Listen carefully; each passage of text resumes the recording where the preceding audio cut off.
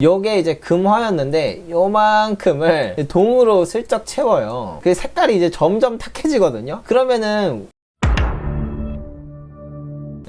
화폐의 가치는 0으로 수렴한다. 예, 정확하십니다. 인류의 모든 화폐들 중에서 가치가 0으로 수렴하지 않은 화폐는 없죠. 심지어 종이화폐 이전에도 옛날에 쓰던 화폐들 있잖아요. 뭐 조개 껍데기나 뭐 담배나 뭐 아니면은 금화도 나중에 가치가 0으로 수렴하게 돼요.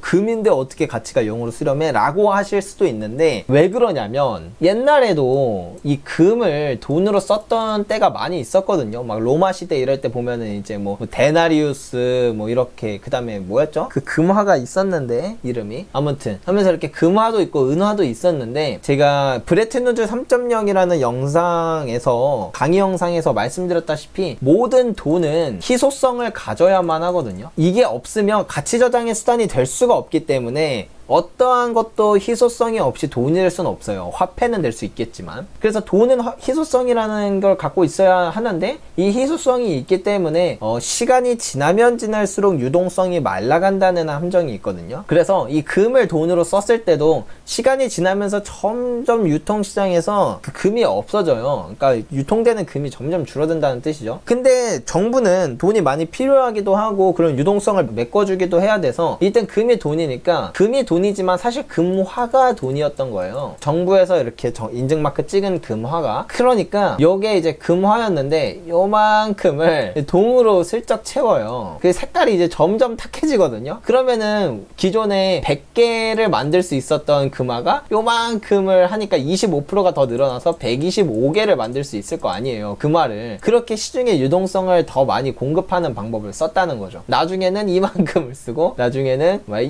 이만큼을 쓰고, 진짜 나중에는 이만큼만 금이고 나머지 다 동인데 금화 한 개랑 같은 가치다 라고 막 정부가 이야기하고, 그러다 보면 나중에 사람들은 진짜 100% 금인 금화나 아니면 그냥 금 자체는 집에 쟁여두고 이런 쓸데기 없는 걸로만 거래를 하거든요. 그래서 어떤 물건이 이렇게 있을 때, 막 물건이 있어요. 뭐 예를 들면은 제가 좋아하는 쿠다스가 있다고 치죠. 얘가 이 완전 100%짜리 금화로는 한 개만 있으면 되는데, 그 이상한 정부가 발행한 요만큼만 금인 금화는 5개 가져와야 한다. 그래야 바꿔줄 거다. 이런 식으로 시장에 그 괴리가 발생하게 되거든요. 그러면서 사실상 인플레이션이 발생하게 돼요. 사실상 인플레이션이. 이런 식으로 가다가 나중에는 이 화폐가 전혀 가치가 없게 되는, 시장에서도 안 받아주고. 그래서 결론적으로 모든 화폐는 다 가치가 0으로 수렴한다는 게 사실이죠. 달러가 계속 힘을 유지하려면 과거의 짐을 훌훌 털고 새롭게 태어나야 날개 달고 이어질 거예요. 아무래도 너무 지금은 이제 끝에 와버렸죠. 남은 힘이 별로 없고, 그렇기 때문에 중앙은행에서도 쓸 수 있는 통화정책 카드가 별로 없어요. 사실 약간 그런 거잖아요. 내가 너무 힘이 세면 발악을 하거나 큰 행동을 취하지 않는다고 생각을 해요. 이게 맞는 비유인지는 모르겠지만, 정말 싸움도 지지를도 못하는 애가 자꾸 나한테 까불면 그냥 꿀방한테 탁 쳐가지고 가 임마 떼이 이러지. 갑자기 진짜 싸움도 못하는 애가 까부는데 거기서 엄청 싸움 잘하는 UFC 챔피언이 잠깐만 기다려봐 해가지고 갑자기 줄넘기 하고 이렇게 글러브 끼고 전력으로 달려들어가지고 바로 안바 걸어가지고 그러진 않잖아요. 그러니까 전력으로 상대하지 않잖아요. 근데 지금 중앙은행은 정말 전력으로 하고 있어요. 쓸 수 있는 모든 걸 다 쓰거든요. 통화정책을 쓰는 것도 통화정책을 쓰는 건데, 요즘엔 이 말이 살벌해요. 그 표현도 더 직접적으로 하고 더 디테일하게 가고, 인플레이션을 잡겠다라고 한다면 그냥 금리 올리면 되는데, 사실 툭 까놓고 말해서. 그리고 만약에 완화 정책을 한다고, 그 팬데믹 때도 똑같아요. 그냥 완화 정책 QE 하면 되죠. QE도 아니야. 금리 내리고 하면 되죠. 근데 그러잖아요. 우리는 뭐든지 할 준비가 되어 있다. 그런 느낌? 이게 약간 이 미면 차이라고 생각하실 수도 있는데, 이런 것 자체가 이제 점점 같은 위기여도 점점 힘이 좀 떨어진다? 라고 표현을 하는 게 맞을까? 이제 할 수 있는 카드가 몇 개 안 남았다. 무기가 정말 몇 개 안 남았다. 이 시스템을 지키는데 사용할 수 있는 카드가 정말 몇 개 안 남았다. 라는 게 사실 보여지죠. 이게 지금만 있었던 일은 아니에요. 정확히 거의 한 100년 전? 80년 전? 그때 똑같은 일이 이미 있었던 거라서,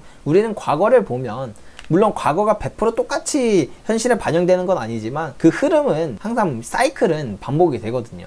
왜냐면 이 세상은 사실 사이클이에요. 그렇잖아요. 이 사이클이 근데 왜 생기는가를 생각해보면 결국은 모든 가격을 만드는 것도, 모든 뭐 유행을 만드는 것도, 모든 그런 뭐 사이클이 있는 모든 것들을 생각해보면 그런 거는 다 주체가 인간이기 때문이거든요. 인간이라는 것 자체가 심리가 계속 바뀌어요. 어떤 군중 심리라고 해야 될까요? 이 커다란 그 심리가 그 시대와 상황에 따라서 계속해서 변화하고, 그게 어느 임계점에 다다르면 다시 이렇게 내려오고, 어느 임계점에 다다르면 또 다시 올라가고, 막 이런 식으로 막 좌로 우로 위로 아래로 이렇게, 그러니까 인간이기 때문에 그것들이 계속 반복되는 거다라고 생각을 합니다. 그래서 뭐 어쩌다 여기까지 왔는지 모르겠는데, 어쨌든 달러의 힘이 떨어지는 것도 맞죠. 러시아 가스의 루브라 결제도 그렇고, 원유 가격 결제도 다른 통화로도 되긴 하고, 이래저래 달러의 힘이 떨어지고 있는 게 나타나고 있죠. 이전에는 상상도 못했죠. 진짜 미국이 다른 거는 뭐 그냥 좀 선 넘어도 웬만하면 놔두거든요. 예를 들면 뭐 반도체 기술을 막 미국 거 빼와가지고 뭐 우리나라가 막 이렇게 크고 했잖아요. 사실은 미국 거 다 빼오고 좀 그랬잖아요. 그리고 뭐 중국이 또 미국 거 다 빼와가지고 막 그렇게 성장하고, 그런 거 사실 기분 나쁠 만도 하죠. 미국 입장에서 뭐 그런 거에 대해서도 뭐 언급은 하지만, 그렇다고 강력한 제재를 하고 그러진 않는데, 이 페트로 달러를 건드리는 건 과거에도 몇 번 있었어요. 뭐 이런 달러 시스템에 대한 막 그런 거를 해놓는 게, 사실 유로가 만들어진 것도 처음에 그런 식으로 만들어졌잖아요. 그래서 이제 몇몇 나라 이제 날아가고, 뭐 남미도 그런 식으로 뭉쳤다가 뭐 지금 아주 개판됐죠. 뭐 아르헨티나, 뭐 브라질, 뭐 베네수엘라 이런 데 보면 뭐 박살난 거 보면 사실 절대 건드려서는 안 될 걸 건드리는 건데, 그때는 그렇게 건드리면은 진짜 그렇게 개 작사를 내놓을 정도로 미국이 그 페트로 달러에 대한 것만큼은 진짜 약간 금기의 영역? 그러니까 그 누구도 이 페트로 달러를 건드리는 것 자체는 금기의 영역으로 여겨지고, 진짜 건드렸을 때는 그에 대한 합당한 응징, 정말 최고의 응징을 당하는 게 있었는데, 이제는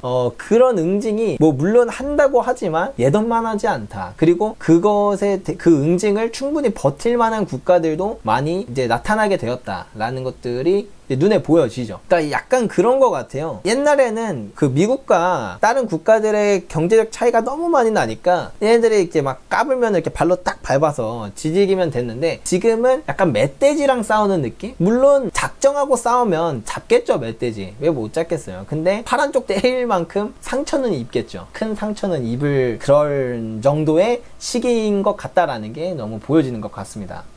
그리고 아마 이거는 나중에 영상으로 만들 거기는 한데요. 좀 모아서 만들 거기는 한데, 제가 최근에 이제 좀 쓰고 있는 칼럼이 있어요. 이 희년의 굴레라는 칼럼부터 좀 쓰기 시작을 했는데, 지금 이 자본주의라는 이 시스템이 어떻게 되어 있고, 어떻게 작동하고 있고, 이게 무엇인지, 어떻게 작동하는지, 지금은 어느 지점에 와 있고, 앞으로는 어떻게 될지, 뭐 이런 것들에 대해서 다루면서 칼럼을 쓰고 있거든요. 이것도 아마 이 디레버리징 2.0이나 브레튼우즈 3.0과 비슷하게 그런 강의 영상이 되지 않을까 싶은 그런 내용인데, 여러분들도 그냥 한 번씩 보시면 되게 좋을 것 같습니다. 저는 지금 이 내용이 정말 필요한 시기라고 생각을 해요. 정말 필요한 시기인데, 그러니까 약간 그런 것 같아요. 생각보다 정말 필요한 시기에 필요한 지식을 원하는 사람은 생각보다 많지 않다.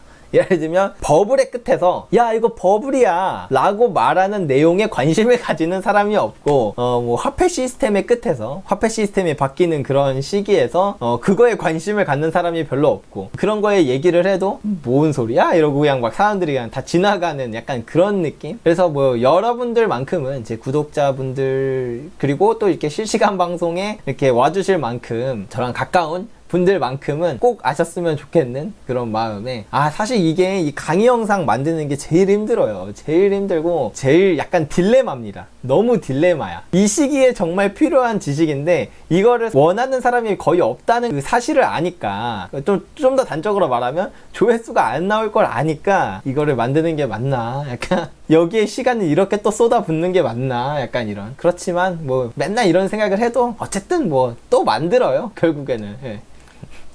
어쨌든